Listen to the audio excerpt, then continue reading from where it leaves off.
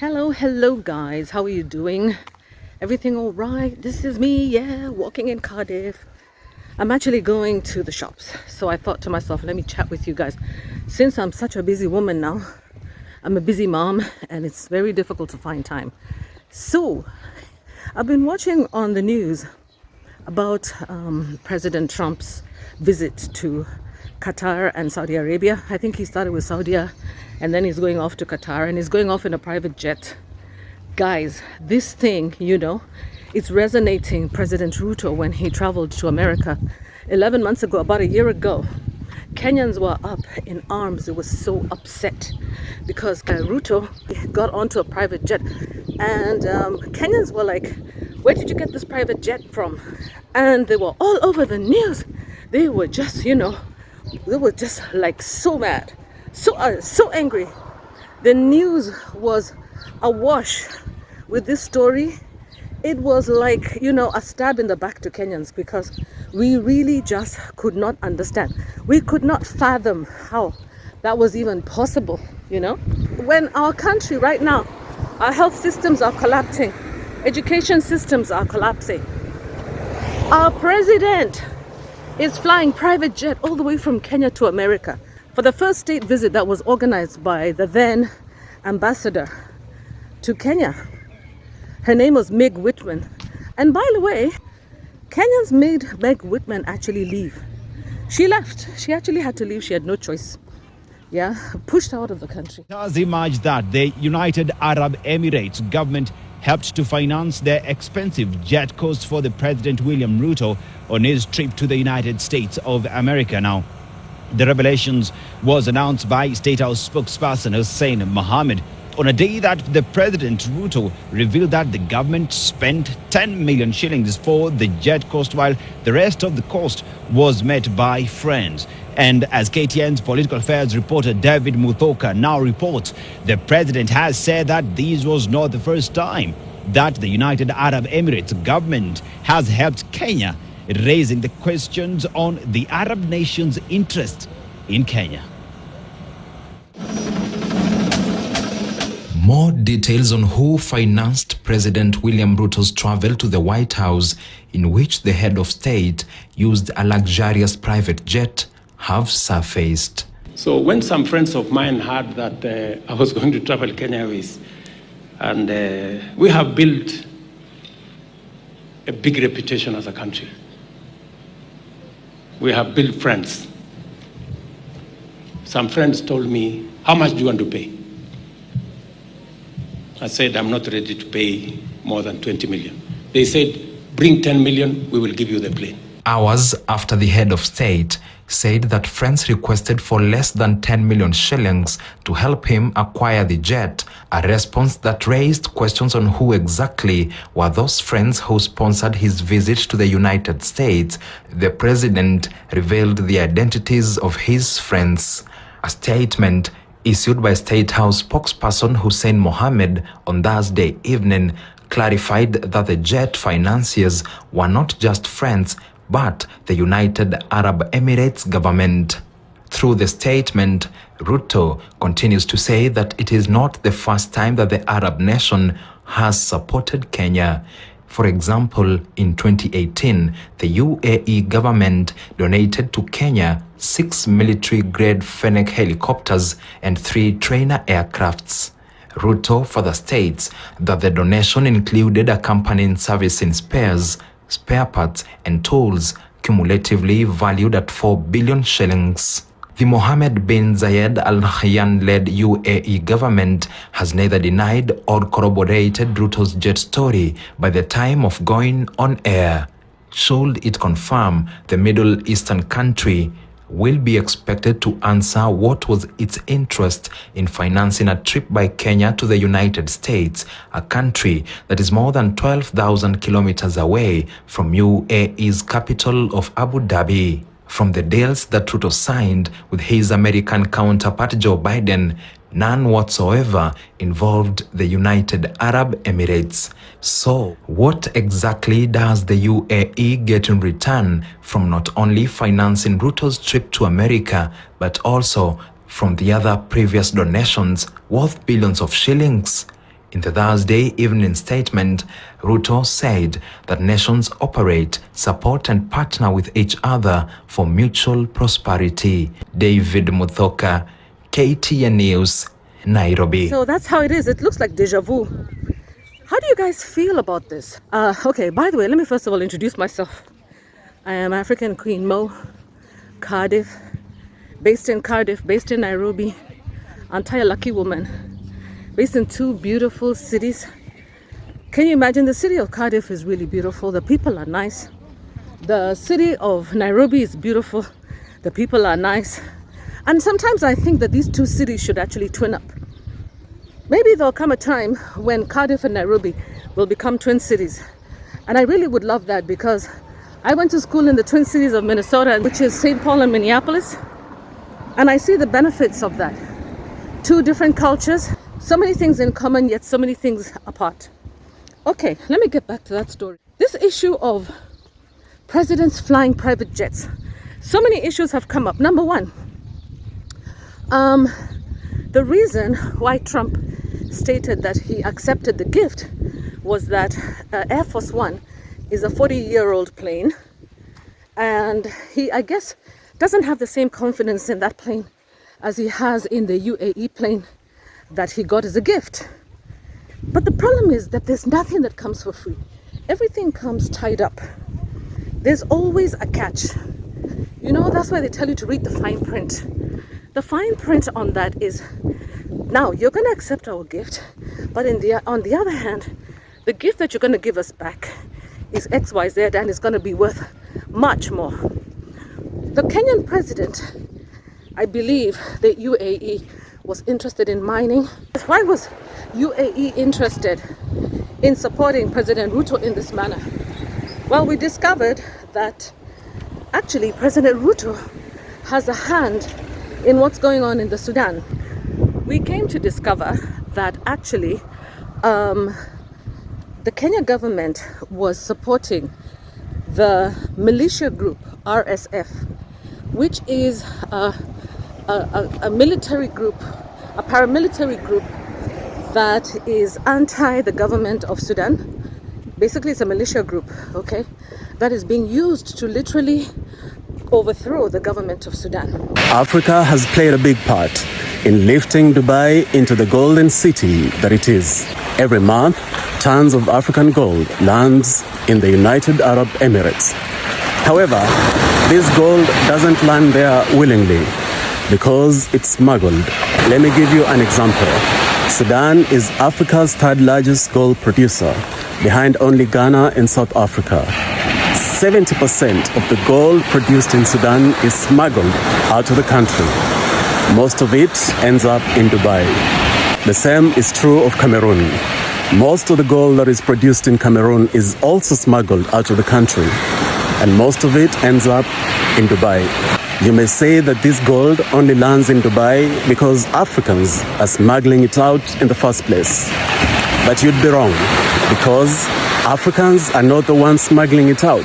It's a handful of corrupt leaders that are doing this. They are stealing it from the people, smuggling it out and selling it. They are only able to do so because there's a market for that smuggled gold. So the UAE was interested in the minerals of the Congo and needed President Ruto to help them to ferry these minerals from the Congo through Sudan and then to UAE.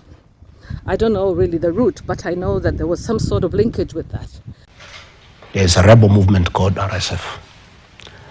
And the leader of that group is called Hemeti, has been the vice president of Sudan. So in 2023, William Ruto called me to his office and told me that diplomatically, a president can only invite a president to visit him, and he has a friend who is a vice president and he cannot invite him. So he wanted me to invite him on his behalf. I signed that letter, and Hemeti came, and we met, we discussed about Kenya and Sudan, but that was not the purpose of the visit. I took him to the president. Later on, I realized they are doing business. After some time, it became clear to me that the international community had placed international sanctions against Hemeti because of genocide, killing women and children, displacing people, and no other crimes against humanity. So President William Ruto called me again and told me to invite Hemeti again. And I told him, Mr. President, this is a butcher of women and children. And he is using our country, through your friendship, to bring gold from Sudan, clean it in Nairobi, take it to the Middle East, use the funds to buy arms to go and kill people in Sudan. President Ruto literally was in cahoots with the RSF, who were given one of the iconic buildings in Kenya, which is Kenyatta International Conference Center, in which to launch the RSF, which is like a paramilitary group. It's literally a militia group. But in order for UAE to actually have access, then in that case, they needed to be in bed with the Kenya government, represented by Ruto himself. So they gave him this private jet to travel with his wife to the US, where he became the first president from Africa to go on a state visit to the United States of America. Kenyans were like, who's going to pay for that? Is it taxpayers? And these are the same questions that I'm seeing Americans asking. Who's going to pay for the cost of that gift? Is it legal? Is it lawful for the president to accept a gift such as that? Is there any sort of security concern? I would say perhaps, because you see, like for example, remember the Chinese, anytime that they're involved in building parliaments or conference centers, such as with the African Union, you're not even so sure about the sophisticated technology that is available now for bugging buildings, for bugging equipment, even airplane equipment. It's a security issue. It's a security matter. It's also a matter that Congress in America should have been involved in and decided on and agreed to. I don't believe that we should be so myopic to imagine that the UAE government or anybody in the Middle East would be so kind and nice to America and want to give them a private jet, unless there's something in it for them, yeah? I could be a stupid person and say, oh, no, we don't want a free plane. We give free things out. We'll take one, too. And it helps us out because, again, we're talking about we have 40-year-old aircraft. The money we spend, the maintenance we spend on those planes to keep them tippy-top is astronomical. You wouldn't even believe it. So I think it's a great gesture from Qatar. I appreciate it very much. I would never be one to turn down that kind of an offer. I mean, I could be a stupid person, say, no, we don't want a free, very expensive airplane. But I thought it was a great gesture. And I think it was a gesture because of the fact that we have helped and continue to, we will continue to, all of those countries, Saudi Arabia, UAE, Qatar, and others, we keep them safe. If it wasn't for us, they probably wouldn't exist right now. Public corruption happens in secret. The politicians that do it, they know it's wrong to accept money in exchange for favorable government treatment, and so they hide it until they're found out. As we speak, our president, Donald Trump, is going to the Middle East on a public corruption tour. And his hope is that by doing it publicly, he can con the American people into thinking that it's not corruption because he's not hiding it. Trump's first major foreign trip, and he just landed, is to Saudi Arabia, Qatar, and UAE. Not because these are our most important allies in the world, not because these are the most important countries in the world, not because he's going there to talk about making the Middle East more safe and more secure. No, his first trip is to these three countries because these are the three countries that have agreed to pay Donald Trump money. For Qatar, we recently found out it's a $400 million luxury plane. This plane has been opulently configured for royal use. It's not a gift to the U.S. government. It's a personal gift to the president. But that's not all he's getting from Qatar. The Trump Organization recently signed a $5.5 billion golf course and real estate deal with Dar Global and Qatari Dar, a firm established by Qatar's sovereign wealth fund. $5.5 billion. While Trump's in office, within his first 3 weeks of office, Trump convened a meeting at the White House with the head of the Saudi Sovereign Wealth Fund, not to discuss matters of state, but to negotiate a deal between the PGA and the Saudi-backed LIV Golf Tour. You want to know why? To try to bring PGA tournaments back to Trump golf courses. In addition to the $5 billion Qatari real estate deal, the Trump Organization is also partnering with a Saudi firm on a $1 billion Trump-branded hotel and tower in Dubai. The property's website, it's just like, this is like unbelievable. The property's website, this is a Trump-financed property along with a Saudi investment fund, offers free 10-year golden visas to the United States, hinting at the opportunity for investors in Trump's property to buy residency in the United States and a pathway to citizenship. For the UAE, the price is somewhere north of $2 billion. While most of America was distracted, today Donald Trump signed a $142 billion arms deal with Saudi Arabia.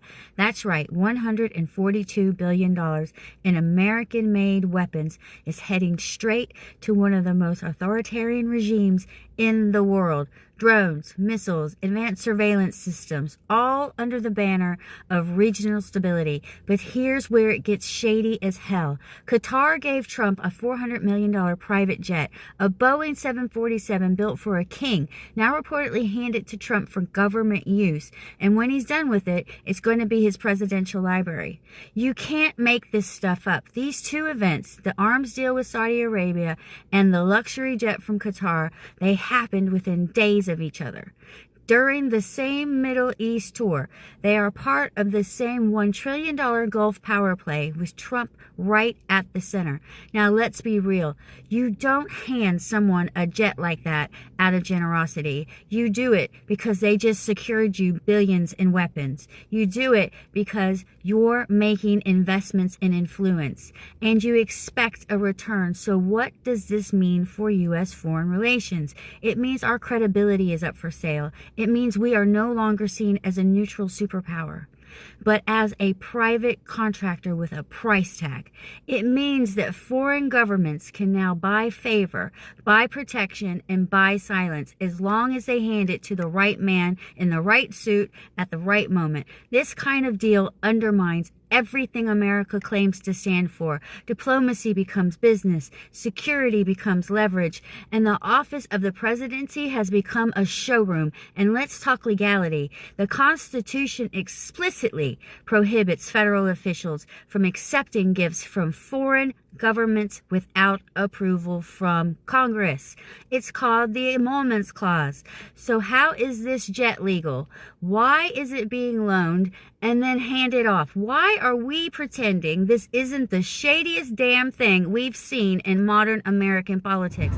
So it's interesting to see that Americans are equally irked by what's happening in their country with their president, because as the healthcare system in America is also facing so many challenges, people are getting laid off their jobs. Meanwhile, the president is traveling on private jets around the world. This is kind of crazy. Guys, it's not fair, really. Now I'm going back home. You see, Trump needs to understand. I don't think there's anybody who's stupid. Everybody understands. I saw a lot of comments online, and people are saying that nobody cares about the people. Nobody cares what people think. Nobody cares about the views of regular people. People are just a commodity. People are feeling unseen and unheard. And it seems like this decision by Trump to accept this gift is not going down well with everybody. Yeah?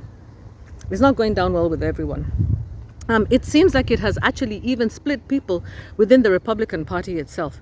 Some people are not happy about this, and they're questioning the morality, the ethics, the legal issues surrounding that acceptance of that gift. And many people are talking about, accusing him of corruption, just the same way that Kenyans were accusing Ruto of corruption, that this is a corrupt gift. For example, it's okay if you want to accept something like maybe a special plate and engraved something. That is okay. I remember when I was working with international development organizations in Kenya, they actually had very strict policies about acceptance of gifts from people that we were helping. So if you went into the community and, for example, they decided to give you a goat, and you know that a goat is something of value and it's expensive for them and it's a food source for them, you wouldn't accept it. But if, for example, they were to cook a meal for you, that one was okay. It's at your discretion whether you eat the meal or not. In our traditional African societies, and I think maybe also with the Qataris and the Middle Eastern people, many people believe in kind of trying to equalize things so that it's not a matter of giving power to one side and no power to the other side. So by giving the gift to Trump, it's actually symbolic of the fact that they have capacity, they have capability. You're not doing us a favor. We are here as partners, equal partners, to discuss mutually beneficial agreements, arrangements, and so that is actually a message to the whole wide world. And it's saying that we are powerful too. We own $400 million. And if you accept that gift, it means that it actually puts you on a lower level in terms of power, in terms of the power dynamics, in terms of the pedestal. Yeah, so the perception by the world actually will be that, wow, the Middle East is so rich. Wow, they have so much money. Wow, America is so poor. They can't even afford to even have their own plane, $400 million plane. They're flying a 40-year-old Air Force One. Wow. It gives the country of the UAE an upper hand. The perception of the world is that the UAE is rich, powerful, and any negotiations that are taking place, any discussions taking place with Trump are completely on equal platform. So I think that Trump should have actually declined the gift and said, no, thank you very much. We appreciate the gesture. I think it was a big mistake because it actually tilts the situation in favor of the Middle East. I think it's very important, that actually Trump decides not to accept the gift. He should not accept it at all. So anyway, it's been nice chatting with you. I'm not going to talk too much about this anymore. Let's see how this situation unfolds. Kenyans were right. Kenyans were right to be offended and to feel uncomfortable about that gift that was given to Ruto, that replaced his own military jet. Ruto's excuse was that it could not actually take him all the way from Kenya to the United States without being refueled. But that's a small minor issue. There's something about national pride in terms of flying your own military aircraft. Again, I also saw one of Trump's people say, well, maybe they should have given that money to America to offset the debt.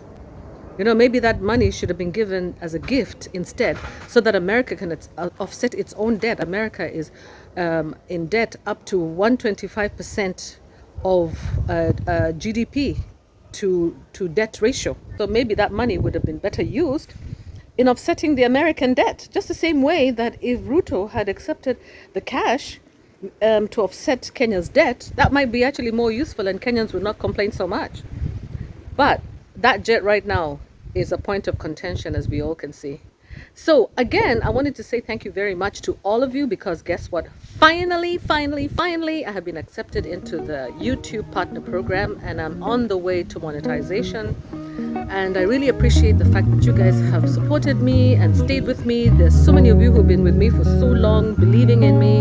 And I really appreciate you, because it's not an easy journey to get to, over 1,000 subscribers. I'm now almost 2,000. That's if you subscribe, you can get me to 2,000, to 3, to 5, to 10, and definitely up to 4,000 watch hours. So I really thank you all so much for that. I'm so motivated, so inspired, and yeah, I can see that we are getting somewhere. We're gonna get somewhere. So let me start preparing some videos for you guys. And yeah, thank you so much.